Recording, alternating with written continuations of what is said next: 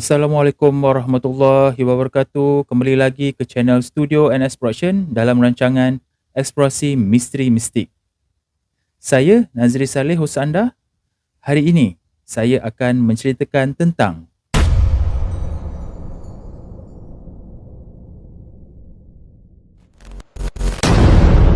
sumber maklumat yang kami perolehi dari kaedah ilmu kebatinan secara Islam iaitu Al-Haq. Jika anda tidak suka dari sumber tersebut, sila berhenti menonton video dari channel ini.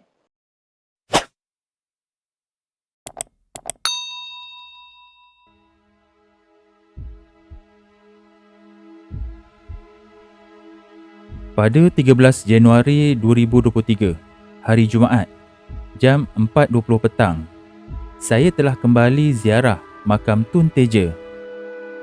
Kenapa saya kata kembali ziarah makam Tun Teja? Kerana saya dan Puan Ita pernah menziarah makam Tun Teja sebelum ini pada 6 Mac 2020 seperti yang telah disiarkan di YouTube channel Studio NS Production ini. Apakah yang menyebabkan saya kembali menziarah makam Tun Teja?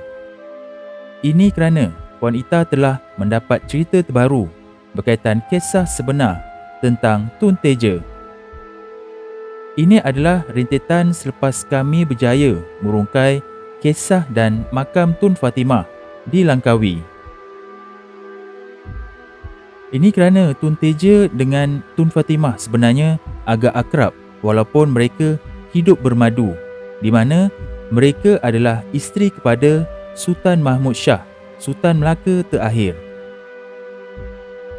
Pada video ini saya ringkaskan cerita berkenaan Tun Teja.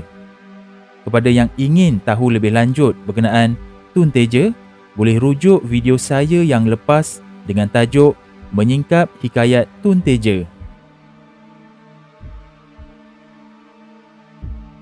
Menurut catatan sejarah, Tun Teja Ratna Menggala, nama penuhnya, anak perempuan tunggal Bendahara Sri Ahmadiraja dari Pahang ketika pemerintahan Sultan Abdul Jamil Shah ibni almarhum Sultan Muhammad Shah, Sultan Pahang ketiga, sezaman dengan Sultan Mahmud Shah, Sultan Melaka ke-8.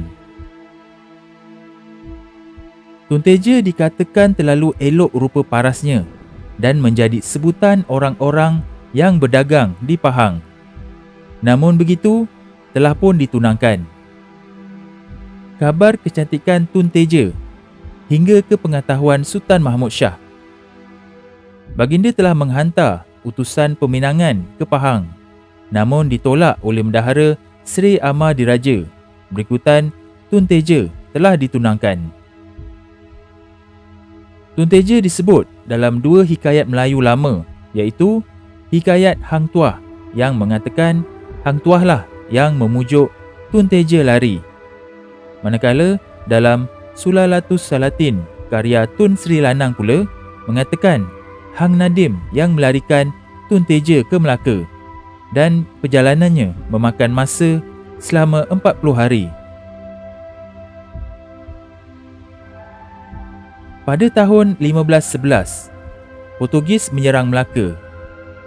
Oleh kerana serangan bertambah hebat, ramai prajurit dan pahlawan Melaka terkorban dan kota Melaka telah lumpuh. Ramai pembesar-pembesar Melaka telah berundur beserta Sultan dan kerabatnya, termasuklah Tun Teja. Mereka berundur bukan secara bersama tetapi secara berperingkat-peringkat dan berpecah mengikut haluan masing-masing. Sultan Mahmud Shah telah berundur ke arah Bintan untuk mendapatkan sokongan ketenteraan dan perlindungan dengan menaiki bahtera baginda melalui jalan laut. Pada waktu itu, Sultan Mahmud telah menyerahkan kerajaannya kepada anak andanya, Sultan Ahmad, dan Sultan Ahmad telah berkubu di Bentayan Muar selepas berundur melalui jalan laut dari Melaka. Sultan Mahmud telah menitipkan Sultan Ahmad kepada bendahara supaya bersama-sama dapat membentuk pasukan serangan menentang Portugis secara tersusun. Ke mana Tun Teja ketika itu? Tun Teja tidak bersama suaminya, Sultan Mahmud, dan tidak juga dengan anda-andanya, Sultan Ahmad. Tetapi Tun Teja diiringi bersama dua orang hulu balang istana yang bernama Sitam dan Awang Bongsu, dan dua orang dayang istana yang bernama Melati dan Kenanga.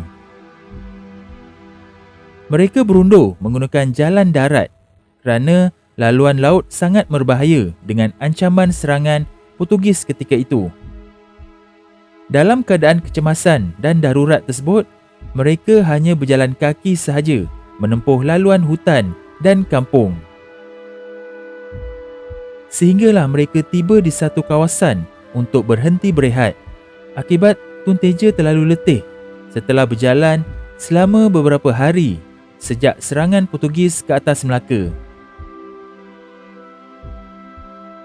Arah tujuan Tun Teja sebenarnya hendak menuju ke Muar dan kemudian ke Pahang menggunakan jalan penarikan kerana keluarganya masih berada di Pahang untuk mendapatkan perlindungan dan keselamatan. Jalan penarikan ialah jalan sungai yang merupakan jalan pengangkutan yang utama digunakan oleh orang pada zaman dahulu bagi menghubungkan Laut Cina Selatan ke Selat Melaka. Jalan ini bermula dari Sungai Muar. Selepas itu, diikuti pula Sungai Jempol di Negeri Sembilan. Naik ke darat sejauh 300 ela.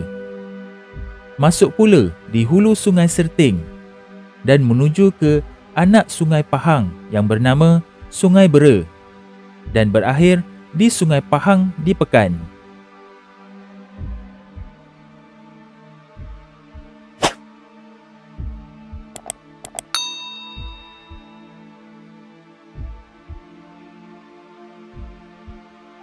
Akibat terlalu penat berjalan, Tun Teja mula gering sehingga tidak mampu lagi untuk meneruskan perjalanan yang ingin dituju. Setelah beberapa hari gering, Tun Teja menghembuskan nafasnya yang terakhir di situ. Tun Teja gering akibat beberapa faktor seperti terlalu penat, terlalu bimbangkan akan keselamatan suami, anaknya, dirinya dan nasib rakyat Melaka. Akibat kerisauan yang terlalu amat itu menyebabkan kesihatannya terjejas teruk. Apabila berlaku kemangkatan Tun Teja, 4 orang pengiring istana itu berbincang sesama mereka tentang pengkebumian jenazah Tun Teja. Setelah berbincang, mereka bersetuju yang Tun Teja hendaklah dimakamkan di tempat itu juga, iaitu di Pengkalan Samak Melimau. Dengan alasan Muar masih jauh. Perjalanan makan masa 4 atau 5 hari lagi. Tidak ada kemudahan menyelamatkan jenazah yang mungkin menjadi terlalu uzur dan tidak menyeksa mayat. Maka mereka semua bersetuju jenazah Tun Teja dimakamkan di kawasan ini. Ada kemungkinan yang mengatakan makam asal Tun Teja terletak di tengah sawah ini adalah benar, kerana wanita melihat bayangan roh Tun Teja duduk di sebelah makam ini dan mukanya menghadap ke arah di antara utara dan timur laut. Dia duduk ni. Dia duduk masa ngadap sana. Oh, duduk macam ni? Menghadap sana. Matanya ke sana?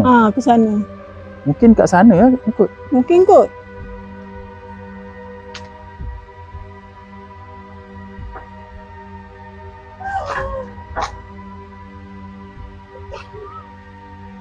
Tak tahu, agaknya lah situ kot. Rasa nampak macam putih-putih. Putih tu. Betul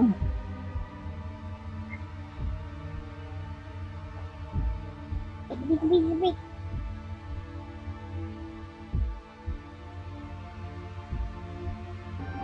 Walau bagaimanapun, makam yang ada ini adalah makam Tun Teja sebenar yang telah dipindahkan bagi memudahkan masyarakat menziarah makamnya pada masa depan dan tidak perlu lagi ke tengah sawah.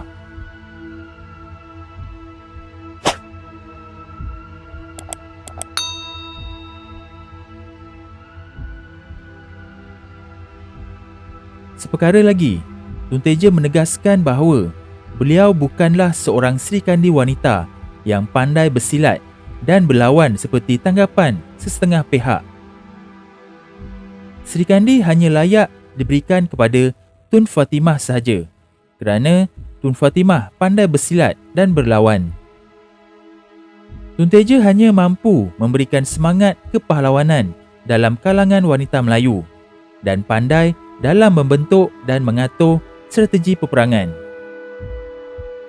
Pengetahuan ini diperolehi dari sikapnya yang suka mengambil tahu tentang urusan istana yang berkaitan hal ehwal negeri termasuk dalam hal peperangan. Katanya, sejarah Melayu yang ada sekarang bukan salah atau tak betul tentang apa yang ditulis, tetapi keliru. Ditambah pula dengan kedatangan golongan penjajah barat dan orientalis yang menambahkan lagi kekeliruan yang sengaja dikelirukan supaya generasi bangsa Melayu akan datang anggap bangsa barat sebagai hero mereka. Sebagai contoh, pada asalnya segala ilmu dan sejarah bangsa Melayu sememangnya ditulis dan dibukukan dalam jumlah yang sangat banyak. Buku-buku tersebut disimpan di Istana Melaka sebagai pusaka kepada anak-anak bangsa Melayu akan datang. Ketika Portugis berjaya menakluk Melaka, mereka telah membakar istana sehingga tiada sedikit kesan pun yang ditinggalkan. Ranap sama sekali. Kenapa mereka bakar istana? Kerana mereka ingin membentuk persepsi bahawa segala khazanah dalam Istana Melaka turut terbakar. Walhal khazanah tersebut mereka telah rampas terlebih dahulu dan bawa balik ke Portugal untuk dijual kepada bangsa barat. Apabila persepsi tersebut berjaya ditanam dalam fikiran anak-anak bangsa Melayu yang akan datang, maka tidak akan ada apa-apa tuntutan kepada Portugis oleh bangsa Melayu selepas merdeka nanti. Malah mereka menggelar bangsa mereka sebagai bangsa yang membawa kemajuan. Padahal itu hanyalah dakwaan mereka sahaja untuk memijak bangsa lain.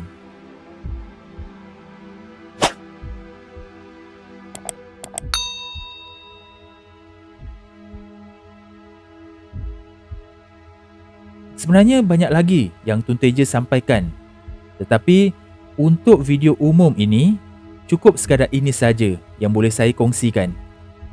Maklumat yang lain telah pun saya kongsi dalam video untuk ahli pakej rahsia dan pakej ahli penuh EMM. Sekiranya saya ceritakan semuanya di sini, saya rasa tidak adil kepada ahli EMM tersebut yang telah bersusah payah untuk menjadi ahli EMM selama ini. Semoga apa yang disampaikan ini mendapat manfaat kepada bangsa Melayu kini dan akan datang. InsyaAllah. Al-Fatihah.